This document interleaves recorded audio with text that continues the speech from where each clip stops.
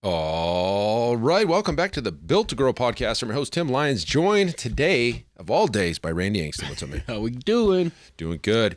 Hey, super huge announcement, guys. We've partnered with InBody for the Growth Summit. We're giving away an InBody 380, a $10,000 body comp scanner at the Growth Summit, guys. So the 380, if you don't know this already, it's replacing the 570. I know there's a 270. This is not that. This is the 380. It's got some more bells, more whistles. It's 10 grand. Beastly unit, yeah. It's basically the equivalent of what we have here at the 570.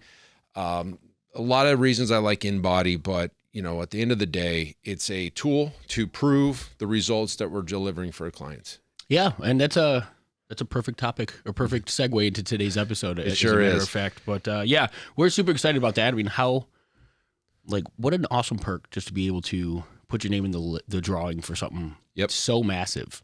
And so here's how you do it. We're going to put the link in the show notes. You're going to want to go click on that link. Once you opt in, you have to be a gym owner. Obviously, if you're listening to the show, you are a gym owner, most likely. And you get more entries the more people sign up with your link. It's a forced viral campaign. It's a software we're using. It's super cool. You also get 30 entries when you go to the Growth Summit. So obviously, we want to incentivize people to go into the Growth Summit. We're selling tickets now. Early bird pricing is out there. Again, go to the link in the show notes for the InBody entry. And again, we're gonna give it away live. There you go. So super, super cool. Super pumped for that. So Awesome. Well, like we said, it's kind of a good segue into today's episode. We've got something that's we see a lot of it. We see a ton of this out there. It's another, I guess, another tactic to draw in new business. But we want to get into the problems with some of the paid in fulls.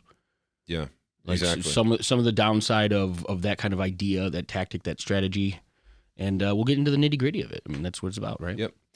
So listen, guys, I get served with ads. I've run a business here 15 years pretty successfully, and I got to be honest with you, I've sold very few paid in fulls. I could probably count on 15 years. I'm just going to go on a limb and maybe one a year, 15 total, maybe. Sure. People want to pay paid in full, and I'll take it, but I won't discount it, and I never do because I would rather have the recurring revenue. I was very strong on this early in the game. All I care about is growing that recurring revenue base. And so I got served with some ads, and it just brought this topic up of like, hey, we'll get you more paid in fulls, right? And I'm thinking about, as a gym owner, why would somebody want a paid in full? Obviously, you hear the get the money now. Yeah. I don't know if this guy's going to be here in a year. All these things are reasons why gym owners gravitate for that upfront money, sell, get the money now. Who knows what they're going to do? Maybe give them a discount, all these things. And I get it. People are flaky at best. They if they lose motivation and they're not in some type of agreement, they can just disappear. I understand all of those things. However, I would tell you why I don't think they're a great idea for a lot of reasons. Number one is your recurring revenue, right? Like if we're trying to run a business, the biggest advantage the fitness industry has is recurring subscription revenue. Like, why would you want to not build that, right? Yeah. And the other thing is, sure, if somebody's wants to give it to you and they're not going to sign up for a card on file and they're willing to pay you full price, absolutely take it. Why wouldn't you, right? Like, sorry, we won't take your money. Absolutely take it. But to run your business as a paid in full model, you're constantly chasing the sale. Yeah. And I can't understand why a gym, it hit me pretty hard the other day. It was like, why would a gym owner always be going for the paid and fill, the upfront challenge, transformation, money? It's because gyms that do that don't trust their own product. I think that's a big part of it. They don't feel really confident in the delivery of their own product that somebody's going to be here 6, 8, 10, 12 months from now. So that's the problem. Not I can't get people to sign up for recurring memberships. It's this in the door, out the door type of gym where you've got this huge churn. You're not keeping people for the long term. And I've heard all of the excuses why. Well, you shouldn't expect somebody to always be with you. Why not? Why wouldn't you want somebody to be? I mean, I've got clients. I just saw Diana again, a 15-year client. I know gyms have these. I mean, we've got 10-year, 12-year, 15 people that signed up at our grand opening still here, paying us full price, no paid in fulls, all of the things. Well, and I'll speak to that too, because I mean, obviously, with every gym owner that's coming through and that we're talking with on calls, it's really interesting to me because when you have that conversation with a gym owner, they'll happily tell you, "Oh, I've got people for years. I keep people for years," but then their actions make you believe otherwise, right? Yeah. They run to these sort of desperation plays in marketing and in the strategy to acquire, upfront funds. If you were confident that your clients are going to be there, you wouldn't be positioning yourself to grab at every paid in full that you can get your hands on. Correct. You know what I mean? You'd have confidence in building that foundation month over, continued growth on top of it. I love the idea of the monthly recurring, just making that the foundation and the belief of your ethos of the gym, because that's that long-term sustainable growth. I mean, the paid in fulls is a lot like the challenge mentality. It's the cash grab right now, because that's where you as a gym owner are desperate. You want the cash flow today. You need additional revenue in your account today, and you're willing to sell the future of your business for today's success. And that's the scary thing. That's the problem. It is the problem. It's the problem. And listen, guys, if all you did was focus on growing your recurring revenue, that's the number, the delta that we talk about. If you even if you struggled for 3 or 4 or 5 or even 6 months while you focused on growing, that is your only goal in life, is to get people on recurring. And then when you focus on recurring and when you focus on keeping people longer, guess what you're also going to have to focus on is the delivery systems, the client experience, the reducing churn, making sure you're meeting with clients, making sure that they're getting results, all of the things you need to do to keep people, versus let's sell them now, throw them into the back. Who cares what they do? Who cares about the results? We got the money, screw them. Let's get on to the next one. And then you're constantly looking at your revenue, fluctuate. And listen, I'd rather do this. I mean, I would rather have, let's just throw stupid numbers out there. I'd rather have a business that was recurring at $40,000 a month, every single month, and I can grow it by, $2,000 a month, maybe, $15,000 or $2,000 a month all year, versus a $50,000 a month and then $20,000 a month, then an $80,000 a month, and then a $10,000 a month, and then a $100,000 a month, and then no sales this month. What I would rather have a $40K straight. I mean, because your stress drops when you get your recurring revenue to exceed your base operating expenses. Everything changes. You're super clear. You're not grasping at straws. You're not falling for the gimmicks that are just presented to you on a daily basis to just go run. That's the thing, is like your actions have to be in alignment with the goal that you really want. And gym owners know that when you decide to jump in and do something like a paid in full or a challenge tactic or whatever it is to get some cash today, it's a desperation play for a gym owner.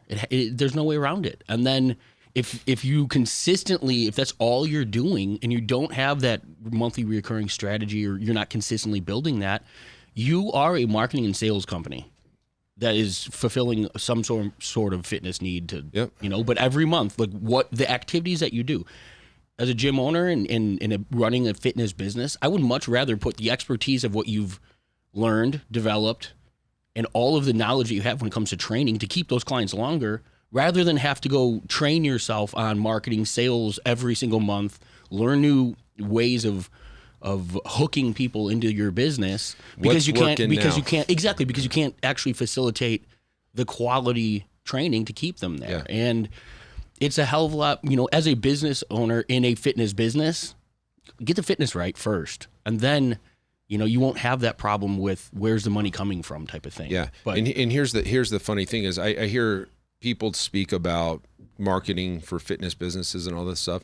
And they always say this, well, I assume you already have a great product, and that's why this is going to work for you.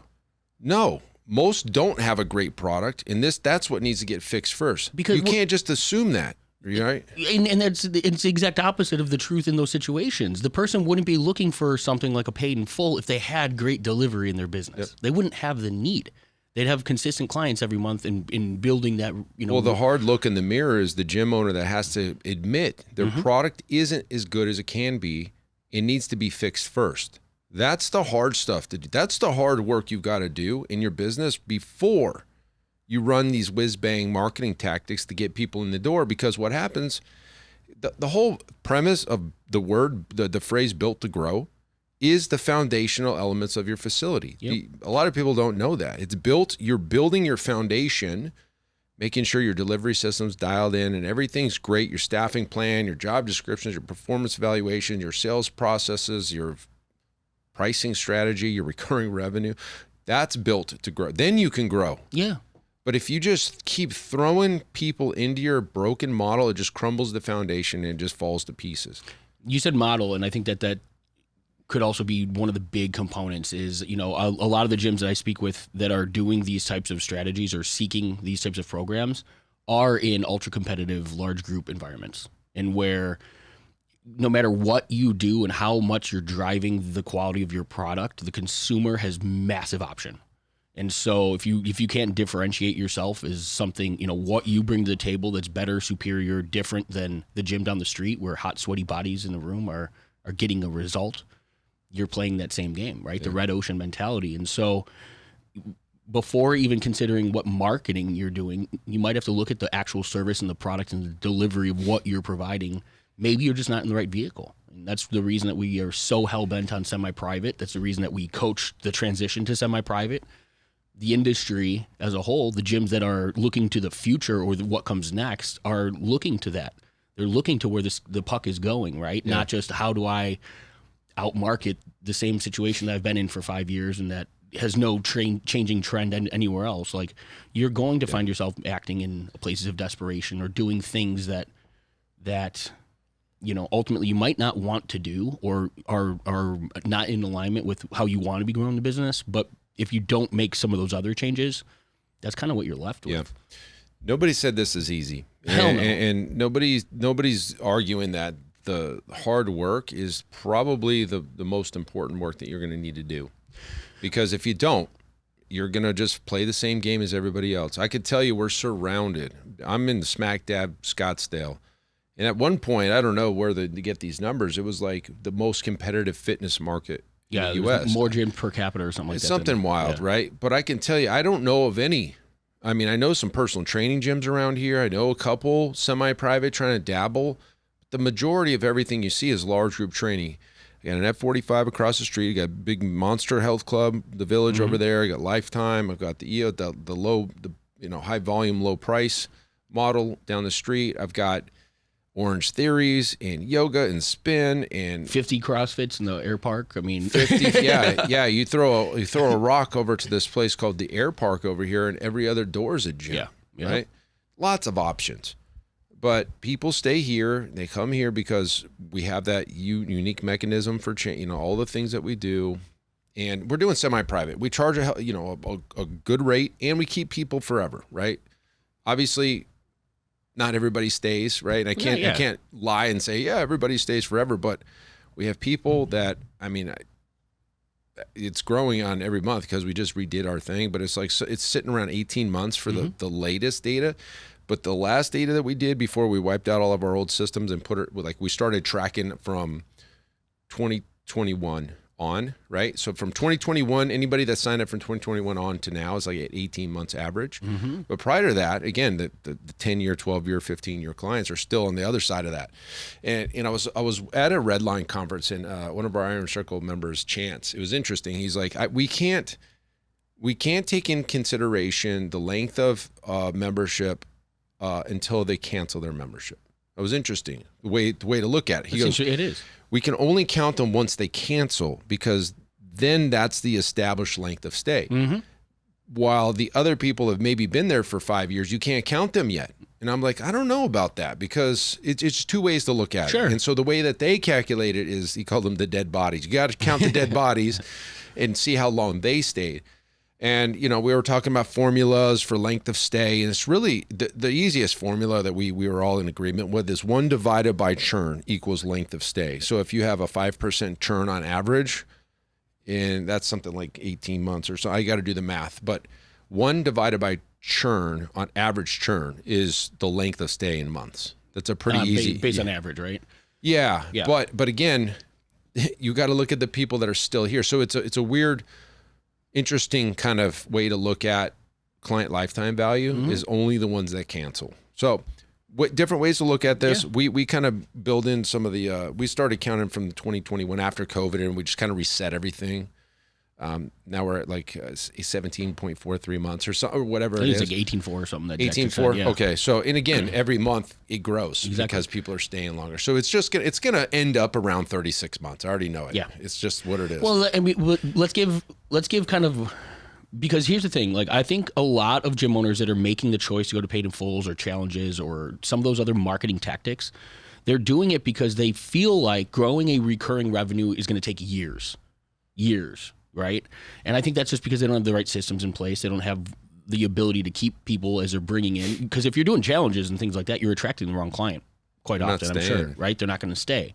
So when your marketing is alignment with your delivery and you execute that perfect, or not, I can't say perfect, but you execute that delivery to the best of your ability, every time you execute your brand promise to your consumer, you've reassured them that they made the right decision to buy from you and they can continue to do so.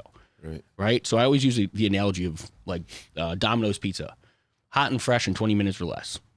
No problem, right? Every time you order a pizza, if you get that pizza within 20 minutes, you're probably likely going to go back to Domino's because they've done what they've promised to you. If your business, if your fitness business, if your brand promise, what you tell your clients you're able to achieve for them, if that's not happening, you can expect them to be looking somewhere else. Or you are doing what you say with the 6-week challenge and we're going to lose 20 pounds. Yeah. If you deliver the 20 pounds, they're done. You literally brought them in with the premise that if you do that, you can leave. Like, that's the goal, right? And they do. All the time. It makes sense, right? So if you deliver on the exact same thing, and that's a whole nother topic about clients with goals and lifestyle clients and everything else. But like, yeah, you want to build trust in your community. And when you sell somebody something and deliver them something else, you break the trust. Absolutely. So goes back to that 4-circle formula from our coaching. Yep. But what I wanted to say too is, like, if we're looking at the timeline, I mean, our clients and the case studies that we've put together in the last, 6 months or whatever, if you listen to their stories, their reoccurring revenues doubled within a matter of a few months. Correct. I mean, I'm talking like gone from 80 to 160 clients, or 24 in revenue to they're now doing 50, and it's been 4 months. Like, you're not going to run a challenge that's going to get you that consistent revenue ever moving forward. You might have that 1 month, like you said, right? You might do, you could do $100,000 in 1 month, and then you've got all those clients to train, and you can expect that the majority of them aren't going to be there at the end of that term. And then you got to do it all again the next month. Find a new way. It's just a different way to run your business. It's chaotic. It's cyclical though, right? It's the highs and lows, and it's like it's almost. It's feast or famine type of highs and lows. It's not just a month where, if we didn't sell to our Delta goals, the bills are still paid. We're still damn close to where the revenue was the month before, because of the churn that's controlled and in alignment and things like that. So it's just taking a lot of that variable away from the business. And I think that's the biggest thing that provides clarity, comfort, stability. Like, that's the thing gym owners want, but yet we're over here doing things that are complete. Well, that's why you're listening to the show, so you can fix all this crap. Yeah. Just fix it. Just decide today that we're not doing challenges, front-end heavy offers, paid in full discounts, and you're just going to focus on bringing people in systematically, be it a trial or straight into a membership, which what we coach to, and you're going to grow your recurring revenue. And that's your only goal. And the delta is the number that tells you whether or not you're doing that or not. And in 4 months, like you said, we've had people go from 18 to 36,000, from 22 to 50 something thousand. We've had people go from 30 to 60,000 in 4 months. It's not happening in 4 years. It's 4 months. And then you take a snapshot. It's a quarter. Yeah. Is it a quarter? No, that's 3 months. 3 months, even. Yeah. Quarter and a change. Quarter and a third. It's a third of a year. Yeah. So anyways, yeah, in a third of a year. So if you start in January and by April, end of April, you've got a whole nother business. Guess what? Then you can make some better decisions. You can open up 2 more locations. Who cares, right? It's such a different, cleaner. I don't want to say easier, because I don't think it's easy to be in this industry regardless, but it takes away a lot of that variable, a lot of the worry, a lot of the stress that comes with where the hell am I going to get the next round of clients to pay my bills this month? Right.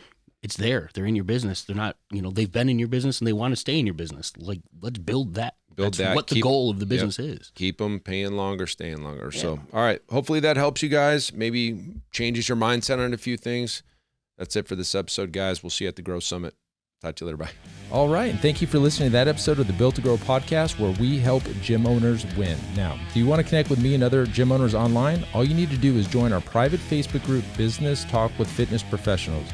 Just head on over to Facebook and type in Business Talk with Fitness Professionals. And when you do, we're going to give you our 10 marketing strategies 7-figure gym owners use to win. I look forward to seeing you in the next episode. Until then, keep building something great.